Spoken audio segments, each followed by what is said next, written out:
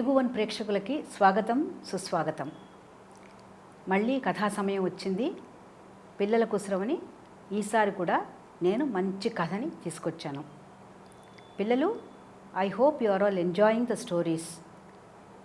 ఒక్కొక్కసారి నేను కథ చెప్తూ కొంచెం చిన్నగా లో వాయిస్లో చెప్తూ ఉంటాను. అప్పుడు మీరు జాగ్రత్తగా ఏం చేయాలి, ఏం చెప్తున్నానా అని వినడానికి వాల్యూమ్ కొంచెం పెంచుకుంటారా? లేకపోతే మీకోసం గట్టిగానే చెప్పనా? గట్టిగా చెప్పనా? సరే, ఓకే. ఈసారి ఈ కథ మన భారతదేశంలో జరిగిన కథ.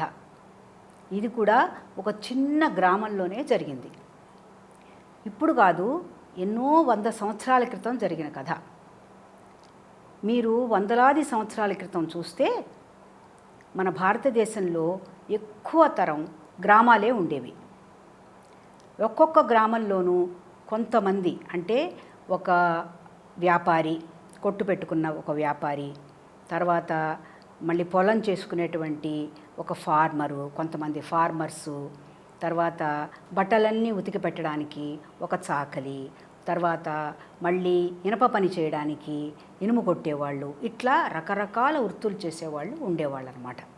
ఆక్యుపేషన్స్ ఉన్నవాళ్ళు ఆ గ్రామంలో ఉండేవాళ్ళు. ఈ గ్రామంలో ఈ కథ చెప్పబోయేటువంటి ఈ గ్రామంలో అలాగే ఒక ఫార్మర్ ఉన్నాడు. ఆ ఫార్మర్కి ఒక 30 acres ఆఫ్ ల్యాండ్ ఉంది. తను ఏం చేస్తాడంటే ఒక మంచి ఆవును కూడా పెంచుకున్నాడు. ఎడ్లున్నాయి, తర్వాత ఒక గాడిదను కూడా పెంచుతున్నాడు, డాంకీ ఎందుకు తెలుసా? ఇంట్లో బోళ్ళంతమంది ఉన్నారు కదా. వీళ్ళింట్లో ఎంతమంది ఉన్నారంటే సుమారుగా 20-30 మంది ఉన్నారు.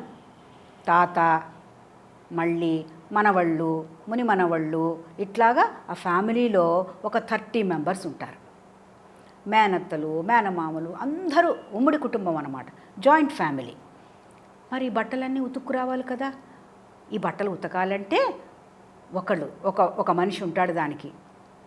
అతను ఏం చేసేవాడంటే బట్టలన్నీ మూట కట్టుకుని ఈ డాంకీ ఉంటుంది కదా, ఈ గాడిద మీద పెట్టి, మోపు అంటాను దాన్ని, బట్టల మోపుని గాడిద మీద పెట్టి ఆ గాడిదని చెరువు ఒడ్డుకు తీసుకెళ్ళి అక్కడ బాగా బట్టలన్నీ ఉతికి ఆరేసి, తర్వాత మళ్ళీ సాయంత్రం మడతలు పెట్టి మళ్ళీ ఈ గాడిద వీపు మీద పెట్టి తీసుకొచ్చేవాడు. గాడిద పని ఏమిటి అంటే బరువు మోయడం. ఈ ఫార్మర్కి ఒక కుక్క కూడా ఉండేది. కుక్క పని ఏమిటి? మొరగడం, జాగ్రత్తగా ఎవరు ఇంట్లోకి దొంగలు రాకుండా చూసుకోవడం, పహారా హుషార్ అంటారు కదా, అలా జాగ్రత్తగా ఇల్లు కాపలా కాయడం, ఇది కుక్క పని. ఇది కాకుండా నేను చెప్పాను కదా కొన్ని బుల్లక్స్ ఉండేవి, ఒక ఆవు కూడా ఉండేది. ఆవు కూడా పాపం పొద్దున సాయంత్రం పాలిస్తూ ఉండేది. కానీ ఈ కుక్కకి గాడిదని చూస్తే ఎప్పుడు టీస్ చేస్తూ ఉండేది. గాడిదని భౌ భౌ అని దాని మీదకి వెళ్ళి దాన్ని భయపడుతూ ఉండేది. ఈ గాడిదకి కుక్కను చూస్తే, ఓహో నన్ను చూస్తే దీనికి అలుసు అన్నమాట, అదే పెద్ద డాగ్, అదే బాగా ఇల్లు కాపలాకేస్తుంది అని దాని గొప్ప అనుకుని ఈ donkey use to feel very sorry about it self. అది కాకుండా యజమాని ఏం చేసేవాడు, కుక్క బాగా కాపలా కాస్తుంది కదా, వచ్చి దాన్ని చాలా మెచ్చుకుంటూ ఉండేవాడు. ఆ డాంకీ చెట్టు కింద కట్టేస్తారు కదా, డాంకీ చూస్తుండగా కుక్కని బాగా మెచ్చుకుంటూ ఉండేవాడు. భలే బాగా కాపలా కాసావు, రాత్రంతా నిద్రపోవు, నువ్వు చక్కగా కాపలా కాస్తున్నావు, ఇల్లు బాగా చూసుకుంటున్నావు అని చెప్తూ ఉండేవాడు. మరి కుక్కేమో రాత్రి కాపలా కాస్తే డే టైం నిద్రపోతుంది కదా. ఈ గాడిదకి అది తెలియదు. ఇది చూసినప్పుడల్లా ఎప్పుడైనా ఇది నిద్రపోతూ ఉంటే, అది చూడు ఎంత బాగా నిద్రపోతుందో, నేను చూడు డే అంతా కష్టపడుతున్నాను అని this donkey is to feel very bad. దీనికి ఎట్లాగైనా సరే ఈ యజమాని ఉన్నాడు కదా, ఈ ఫార్మరు, దీన్ని కుక్కను తిట్టేట్టుగా చెయ్యాలి అని ఆలోచించడం మొదలుపెట్టింది. ఎట్లా నేను తిట్టేట్టుగా చేయొచ్చు? ఎందుకని కుక్క అంటే ఇష్టంగా ఉంది? కుక్క మొరుగుతోంది కాబట్టి ఇష్టం. బాగా గమనించండి పిల్లలు, children, follow this point very carefully. ఈ డాంకీ ఏమనుకుంటుందంటే కుక్క భౌ భౌ అని మొరుగుతుంది కదా, అది మొరుగుతోంది కాబట్టి చాలా ఇష్టం. ఈసారి నేనేం చేస్తానంటే ఎప్పుడైనా దొంగలు వస్తే దానికన్నా ముందే నేను కూడా బాగా అరుస్తాను అనుకుంది డాంకీ. నిజంగా ఒకరోజు ఏమైందంటే వెయిట్ చేస్తుందన్నమాట. రాత్రిపూట ఇది పడుకోవాలి కదా, ఇది పడుకోలేదు. పడుకోకుండా రోజు రాత్రంతా మెలకుగా కూర్చుని ఎప్పుడు దొంగాడొస్తాడా, ఎప్పుడు మనం అరవచ్చునా అని చూస్తుంది. ఒకరోజు నిజంగానే దొంగలు వచ్చారు. 2-3 దొంగలు వచ్చారు.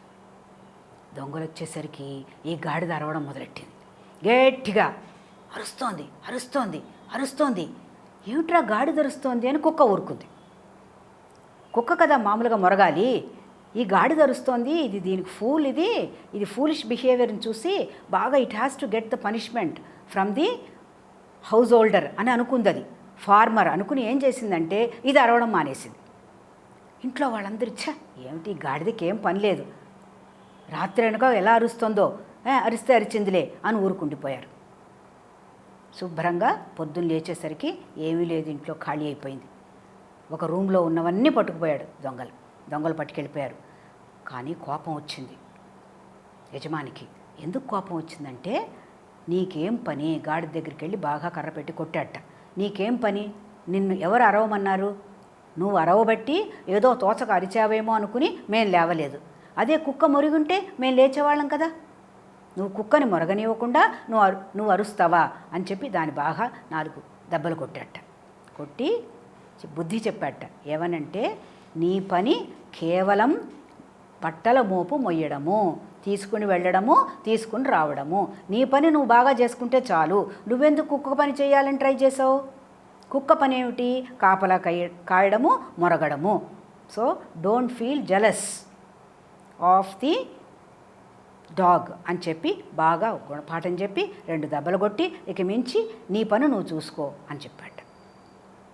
కుక్క భలే బాగుంది అనుకుని, బాగా బుద్ధి వచ్చిందా నీ ఫూలిష్ బిహేవియర్కి, బాగా పనిష్మెంట్ దొరికిందా అని కుక్క కూడా అందిట.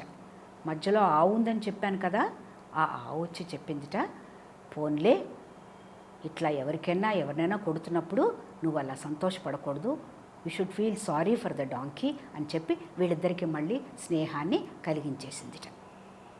పిల్లలు చూసారా, నచ్చిందా కథ? చూసారా, ఎవరి పని వాళ్ళు చెయ్యాలి. ఒకళ్ళ పని జోలికి ఎక్కువగా మనకు తెలియనప్పుడు దానికి పోకూడదు, మనకు తెలిస్తేనే మనం చెయ్యాలి. 3వది, can we feel jealous of others? No. ఎందుకంటే డాంకీకి ఉంటే స్ట్రెంగ్త్ డాంకీకి ఉంది. డాంకీలాగా ఈ డాగ్ మొయ్యగలుగుతుందా బరువుని? మొయ్యలేదు కదా, డాంకీయే మొయ్యగలుగుతుంది. అందుకని దాని స్ట్రెంగ్త్ దానికి ఉంది, కుక్క స్ట్రెంగ్త్ కుక్కకుంది. ఇది తెలుసుకుని ఎవరి స్ట్రెంగ్త్ వాళ్ళు తెలుసుకోవాలన్నమాట. ఈ కథ నుంచి మనకి ఏమిటి నేర్చుకోవాలి మనం? ఎవరి స్ట్రెంగ్త్స్ వాళ్ళు తెలుసుకోవాలి, నెంబర్ 1. నెంబర్ 2, ఎదుటివారిలో ఉన్న స్ట్రెంగ్త్ను కూడా మనం రికగ్నైజ్ చేయాలి. నెంబర్ 3, అనవసరంగా ఇంకొకళ్ళ జోలికి పోతూ వాళ్ళని టికిల్ చేస్తూ వాళ్ళని ఏడిపిస్తూ వాళ్ళు ఏడుస్తుంటే మనం నవ్వుతూ అట్లాంటి పనులని చేయకూడదు. I know you are all good children. Okay, I hope you have enjoyed the story. ఓకేనా? బాయ్.